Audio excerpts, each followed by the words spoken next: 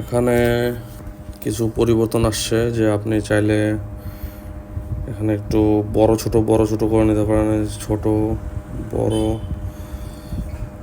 করে নিতে পারবেন নিজের মন মতো কাস্টমাইজ করে, একটু নিজের মতো স্টাইলিশ ডিজাইন করে এই একটা সুবিধা করছে। আর এখানে হচ্ছে আপনার এটা হচ্ছে নর্মাল হোম। তো এখানে হচ্ছে এডিট করলে ওখানে চেপে রাখলে মনে করেন এডিট হোম স্ক্রিন, ওকে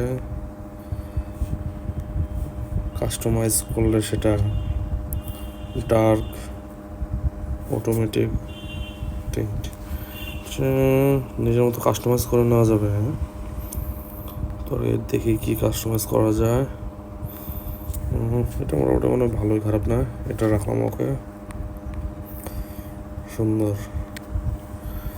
আরও অনেক পরিবর্তন আসছে, বাট এই সময়ে আসলে পারতেছি না, নতুন আপডেট